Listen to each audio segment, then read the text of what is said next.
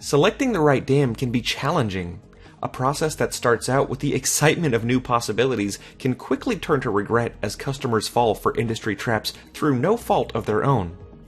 At Orange Logic, 83% of our customers are second-time dam buyers. By targeting this demographic, we gain access to first-hand insight into why customers leave their first dam and consequently what it takes to make a dam project successful, a strategy that contributes to an over 99% customer retention rate. So today, we'll be outlining the 7 most common pitfalls you might face when selecting a dam. If you've ever felt held back by the wrong dam, this video will prevent it from happening again. If you're a first-time dam buyer, think of this as your cheat sheet to get it right the first time. Number 1, the product is demo ready, but not battle ready. Demos are a great tool for getting an idea of a dam's capabilities, but virtually any system can appear spotless in a carefully choreographed demo. Without the right strategy, it can be impossible to tell the prototypes from the production-ready dams. During your demos, try to take the vendor off script and push the boundaries of the system. Any vendor with confidence in their product will happily oblige. And don't be afraid to ask to use the platform yourself. After all, you wouldn't buy a car without going for a test drive, so why accept anything less from your dam? Closely related to number 1, the second pitfall is choosing an incomplete platform. Rather than developing solutions to problems as they come up, a great dam should have already dealt with the problems you'll face along the way and be prepared to handle them. But insight like this takes time. A fledgling dam can start to present a proof of concept within their first year of operation. After a few years, most dams can provide the basic features an enterprise requires, but implementations tend to be rocky as they lack the experience to handle real-world scenarios. On average, only after about 8 to 10 years will a dam be a viable asset to most enterprises, while taking 10 to 15 years to be fully battle-tested, an investment which translates to about $60 to $90 million of development in their platform. Customers of dams under 10 years old must be prepared to spend time beta testing. Number 3, choosing an orphaned dam. Historically, many tech giants who acquire smaller technology companies struggle to continue developing all of their products. Because it isn't the star of their product family, resources tend to get allocated towards higher priority offerings instead. During your research, read reviews of incorporated dams to ensure they've been keeping up with market demands. Number 4, choosing a sales-centric vendor.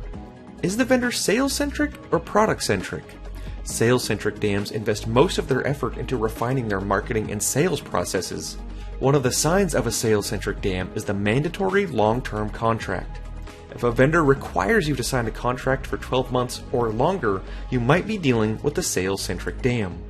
On the other hand, product-centric dam vendors are more confident in the capabilities of their platform and won't force you into a long-term contract. Number 5, choosing a dam that checks all the boxes. Once an organization adopts a dam, their needs can and should change over time. This means that even the most thorough acquisition teams can rarely identify all of these needs in advance.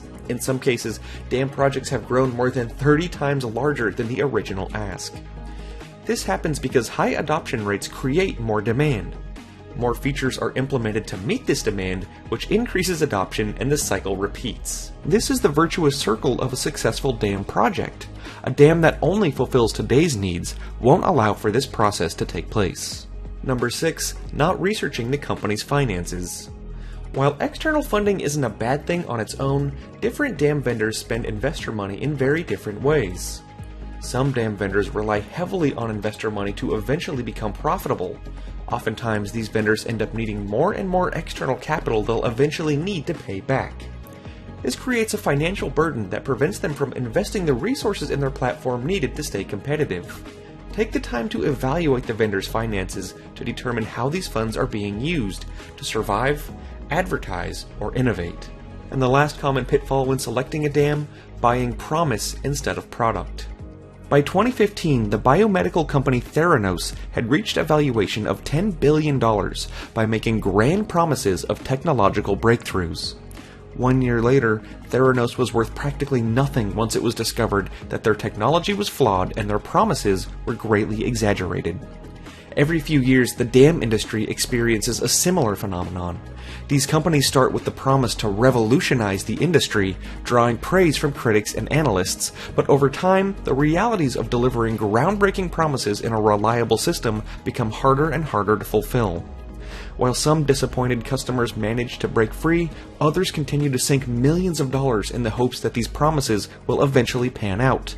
But company culture is difficult to change. When a vendor has concluded that good stories sell better than good products, there's little incentive to focus on the product. Instead, these companies fail upwards by making bigger promises to more clients until inevitably the whole thing collapses. Don't fall for the hype, promises, or lavish dinners. Choose a dam with a track record of success and focus on the product, not the excitement around it. Now you know the 7 most common pitfalls you'll face when selecting a dam, but this video only provides a brief look at each topic. For a detailed playbook on how to avoid these mistakes, how to identify dam vendors who are committed to innovation, and go into your dam selection process with confidence, download our free guide below.